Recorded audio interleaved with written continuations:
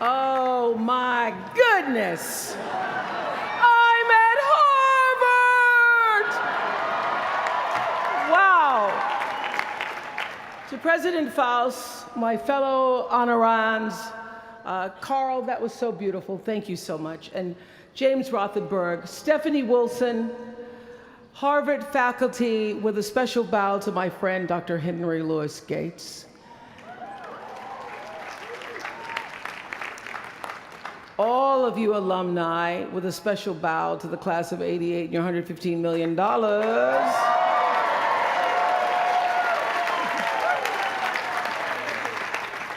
And to you, members of the Harvard class of 2013.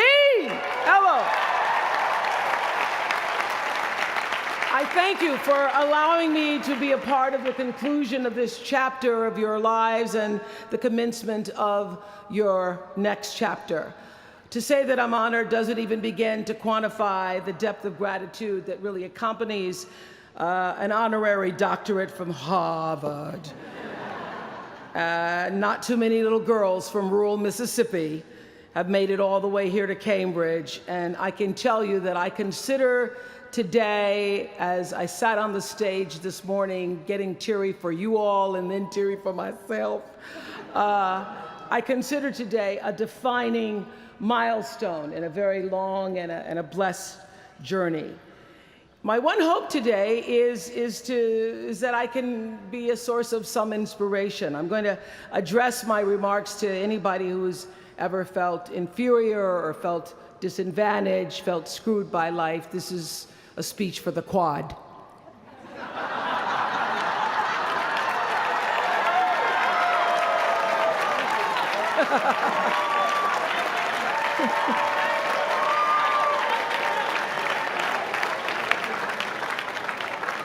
Actually, I was so honored. I wanted to do something really special for you. I wanted to be able to have you look under your seats and there would be free master and doctor degrees. But I see you got that covered already. I will be honest with you. I felt a lot of pressure over the past few weeks to come up with something that I could share with you that you hadn't heard before, because after all, y'all went to Harvard, I did not. But then I realized that you don't have to necessarily go to Harvard to have a driven, obsessive, type A personality, but it helps. And while I may not have graduated from here, I admit that my personality is about as Harvard as they come. You know, my television career began unexpectedly. As you heard this morning, I was in the Miss Fire Prevention contest. That was when I was 16 years old in Nashville, Tennessee, and you had the requirement of having to have red hair in order to win up until the year that I entered. So they were doing the question and answer period, because I knew I wasn't going to win in the swimsuit competition. So during the question and answer period, the question came, "Why, young lady, what would you like to be when you grow up?" And by the time they got to me, all the good answers were gone. So I had seen Barbara Walters on the Today Show that morning, so I answered, "I would like to be a journalist. I would like to tell other people's stories in a way that makes a difference in their lives and the world." And as those words were coming out of my mouth, I went, "Whoa, this is pretty good. I would like to be a journalist. I want to make a difference." Well, I was on television by the time I was 19 years old. And in 1986, I launched my own television show with a relentless determination to succeed. At first, I was nervous about the competition, and then I became my own competition, raising the bar every year, pushing myself as hard as I knew. Sound familiar to anybody here? Eventually, we did make it to the top, and we stayed there for 25 years. The Oprah Winfrey Show was #1 in our time slot for 21 years, and I have to tell you, I became pretty comfortable with that level of success. But a few years ago, I decided, as you will at some point, that it was time to recalculate, find new territory, break new ground. So I ended the show and launched OWN, the Oprah Winfrey Network. The initials just worked out for me. So 1 year later, after launching OWN, nearly every media outlet had proclaimed that my new venture was a flop. Not just a flop, but a big, bold flop, they call it. I can still remember the day I opened up USA Today and read the headline, "Oprah not quite standing on her own." I mean, really, USA Today, now that's the nice newspaper. It really was, this time last year, the worst period in my professional life. I was stressed and I was frustrated, and quite frankly, I was embarrassed. It was right around that time that President Faust called and asked me to speak here, and I thought, you want me to speak to Harvard graduates? What could I possibly say to Harvard graduates, some of the most successful graduates in the world, in the very moment when I had stopped succeeding? So I got off the phone with President Faust, and I went to the shower. It was either that or a bag of Oreos. So I chose the shower. And I was in the shower a long time, and as I was in the shower, the words of an old hymn came to me. You may not know it. It's by and by, when the morning comes. And I started thinking about when the morning might come, because at the time I thought I was stuck in a hole. And the words came to me, trouble don't last always, from that hymn.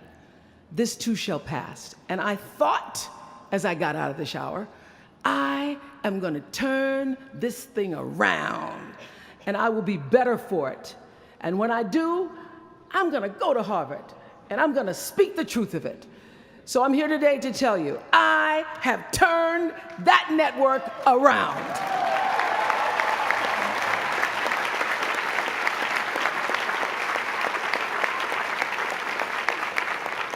And it was all because I wanted to do it by the time I got to speak to you all. So thank you so much. You don't know what motivation you were for me. Thank you. I'm even prouder to share a fundamental truth that you might not have learned even as graduates of Harvard unless you studied the ancient Greek hero with Professor Naj. Professor Naj, who as we were coming in this morning said, "Please, Ms. Winfrey, walk decisively." I shall walk decisively. This is what I want to share. It doesn't matter how far you might rise. At some point, you are bound to stumble, because if you're constantly doing what we do, raising the bar, if you are constantly pushing yourself higher, higher, the law of averages, not to mention the myth of Icarus, predicts that you will at some point fall. And when you do, I want you to know this, remember this, there is no such thing as failure. Failure is just life trying to move us in another direction. Now, when you're down there in the hole, it looks like failure. So this past year, I had to spoon feed those words to myself. And when you're down in the hole, when that moment comes, it's really okay to feel bad for a little while. Give yourself time to mourn what you think you may have lost. But then, here's the key. Learn from every mistake, because every experience, encounter, and particularly your mistakes are there to teach you and force you into being more of who you are. And then figure out what is the next right move. And the key to life is to develop an internal, moral, emotional GPS that can tell you which way to go. Because now and forevermore, when you Google yourself, your search results will read, Harvard 2013. And in a very competitive world, that really is a calling card, because I can tell you, as one who employs a lot of people, when I see Harvard, I sit up a little straighter and say, where is he or she? Bring them in. It's an impressive calling card that can lead to even more impressive bullets in the years ahead. Lawyer, senator, CEO, scientists, physicists, winners of Nobel and Pulitzer Prizes, or late-night talk show host. But the challenge of life, I have found, is to build a resume that doesn't simply tell a story about what you want to be, but it's a story about who you want to be. It's a resume that doesn't just tell a story about what you want to accomplish, but why. A story that's not just a collection of titles and positions, but a story that's really about your purpose. Because when you inevitably stumble and find yourself stuck in a hole, that is the story that will get you out. What is your true calling? What is your dharma? What is your purpose? For me, that discovery came in 1994 when I interviewed a little girl who had decided to collect pocket change in order to help other people in need. She raised $1,000 all by herself, and I thought, well, if that little 9-year-old girl with a bucket and a big heart could do that, I wonder what I could do.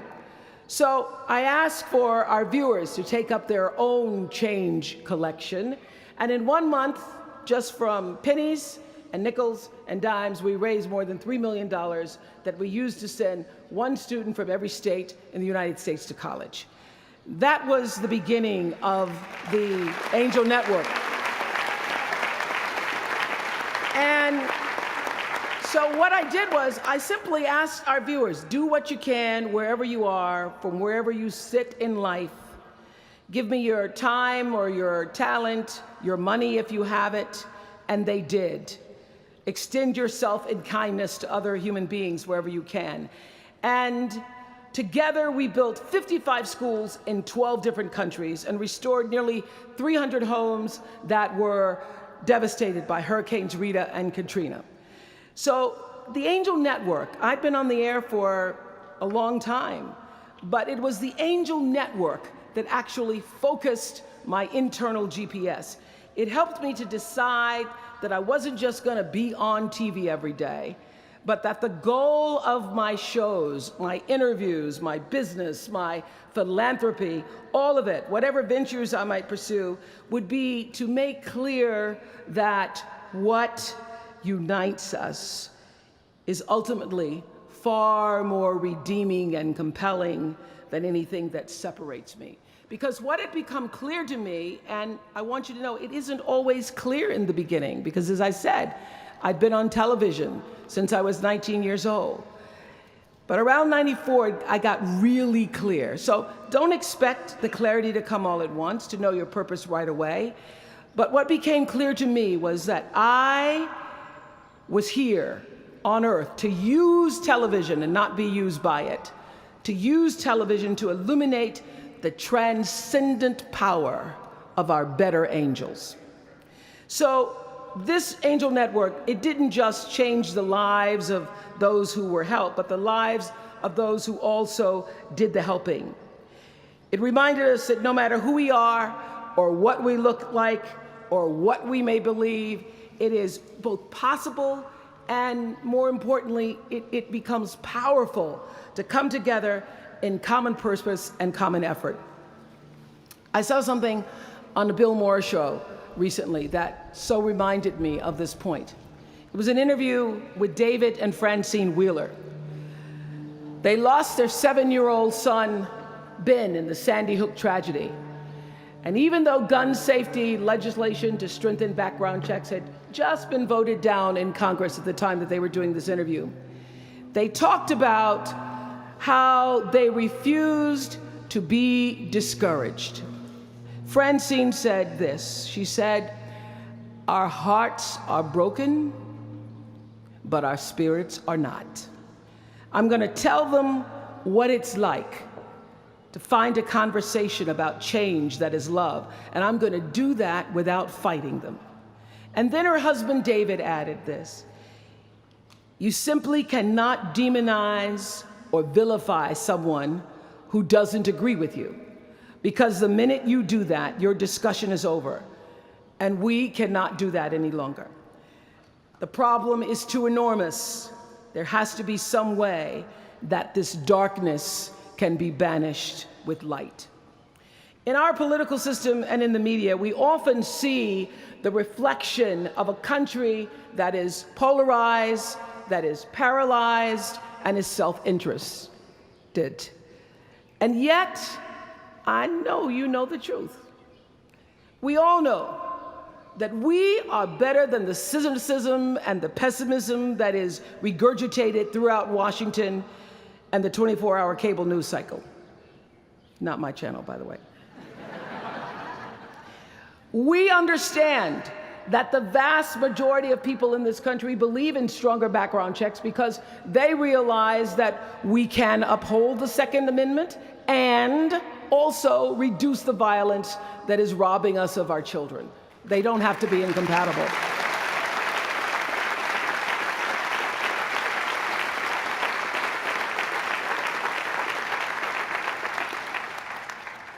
And we understand that most Americans believe in a clear path to citizenship for the 12 million undocumented immigrants who reside in this country, because it's possible to both enforce our laws and at the same time embrace the words on the Statue of Liberty that have welcomed generations of huddled masses to our shores. We can do both.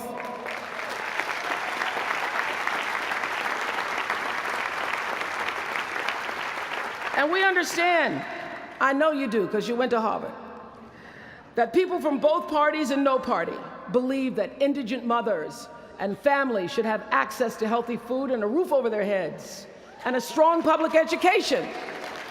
Because here in the richest nation on earth, we can afford a basic level of security and opportunity. So the question is, what are we going to do about it? Really, what are you going to do about it? Maybe you agree with these beliefs, maybe you don't. Maybe you care about these issues, or maybe there are other challenges that you, class of 2013, are passionate about. Maybe you want to make a difference by serving in government. Maybe you want to launch your own television show. Or maybe you simply want to collect some change. Your parents would appreciate that about now. The point is, your generation is charged with this task of breaking through what the body politic has thus far made impervious to change.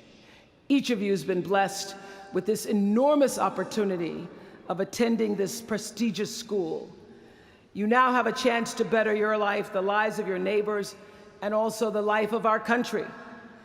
When you do that, let me tell you what I know for sure. That's when your story gets really good. Maya Angelou always says, when you learn, teach.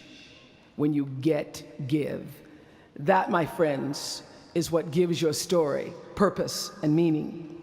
So you all have the power in your own way to develop your own angel network. And in doing so, your class will be armed with more tools of influence and empowerment than any other generation in history. I did it in an analog world. I was blessed with a platform that at its height reached nearly 20 million viewers a day. Now here in a world of Twitter and Facebook and YouTube and Tumblr, you can reach billions in just seconds. You're the generation that rejected predictions about your detachment and your disengagement by showing up to vote in record numbers in 2008. And when the pundits said, they talked about you, they said you'd be too disappointed, you'd be too dejected to repeat that same kind of turnout in the 2012 election, and you proved them wrong by showing up in even greater numbers. That's who you are. This generation, your generation, I know, has developed a finely honed radar for BS. Can you say BS at Harvard? The spin and phoniness and artificial nastiness that saturates so much of our national debate. I know you all understand better than most that real progress requires authentic an authentic way of being, honesty, and above all, empathy. I have to say that the single most important lesson I learned in 25 years talking every single day to people was that there's a common denominator in our human experience. Most of us, I tell you, we don't want to be divided. What we want, the common denominator that I found in every single interview, is we want to be validated. We want to be understood. I've done over 35,000 interviews in my career. And as soon as that camera shuts off, everyone always turns to me and inevitably in their own way asks this question: was that okay? I heard it from President Bush. I heard it from President Obama. I've heard it from heroes and from housewives. I've heard it from victims and perpetrators of crimes. I even heard it from Beyonce and all of her Beyonce-ness. She finishes performing, hands me the microphone and says, "Was that okay?" Friends and family, yours, enemies, strangers, in every argument, in every encounter, every exchange, I will tell you, they all want to know one thing: was that okay? Did you hear me? Do you see me? Did what I say mean anything to you? And even though this is the college where Facebook was born, my hope is that you will try to go out and have more face-to-face conversations with people you may disagree with.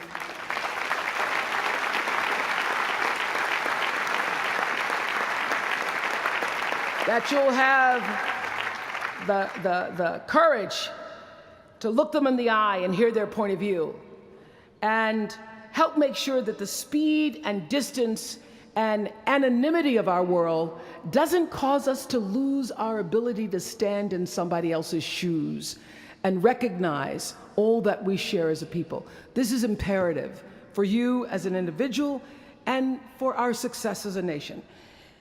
There has to be some way that this darkness can be banished with light, says the man whose little boy was massacred on just an ordinary Friday in December. So whether you call it soul or spirit or higher self, intelligence, there is, I know this, there's a light inside each of you, all of us, that illuminates your very human beingness if you let it. And as a young girl from rural Mississippi, I learned long ago that being myself was much easier than pretending to be Barbara Walters. Although when I first started, because I had Barbara in my head, I would try to sit like Barbara, talk like Barbara, move like Barbara. And then one night I was on the news, reading the news, and I called Canada, Canada. And that was the end of me being Barbara. I cracked myself up on TV, couldn't stop laughing, and my real personality came through. And I figured out, oh gee, I can be a much better Oprah than I could be a pretend Barbara. I know that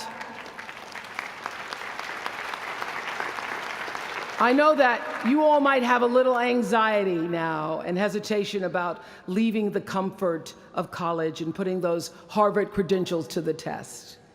But no matter what challenges or setbacks or disappointments you may encounter along the way, you will find true success and happiness if you have only one goal. There really is only one, and that is this: to fulfill the highest, most truthful expression of yourself as a human being. You want to max out your humanity by using your energy to lift yourself up, your family, and the people around you. Theologian Howard Thurman said it best. He said, "Don't ask yourself what the world needs.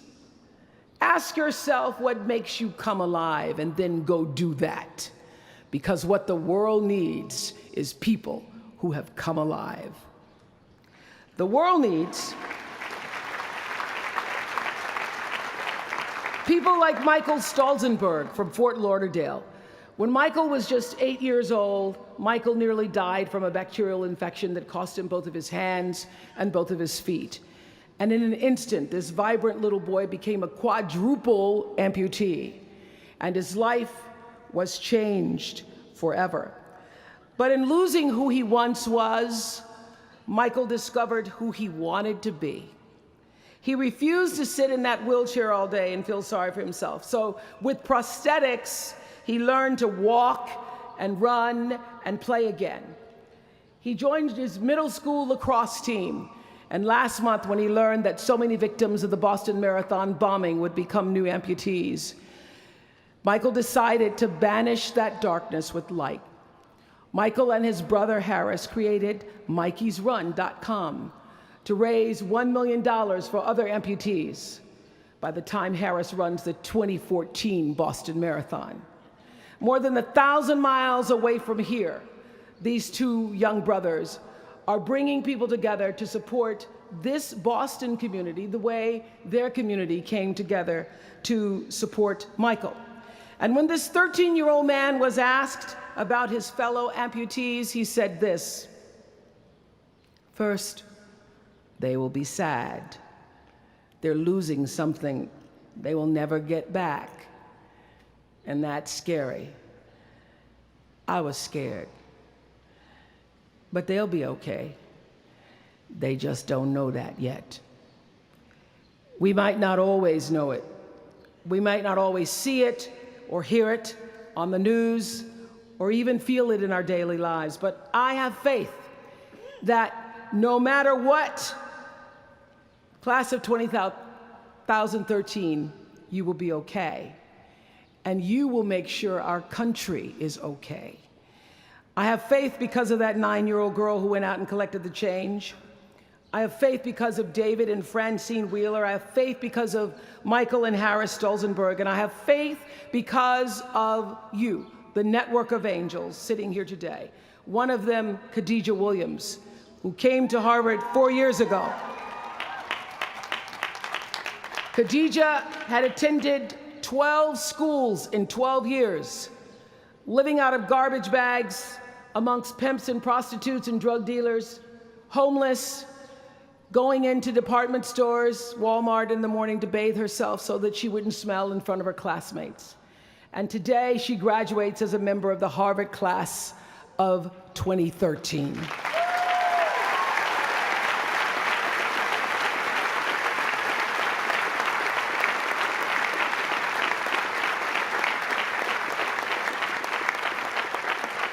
From time to time, you may stumble, fall. You will for sure count on this. No doubt. You will have questions and you will have doubts about your path. But I know this: if you're willing to listen, to be guided by that still small voice that is the GPS within yourself, to find out what makes you come alive, you will be more than okay. You will be happy, you will be successful, and you will make a difference in the world. Congratulations, class of 2013. Congratulations to your family and friends. Good luck, and thank you for listening. Is that okay?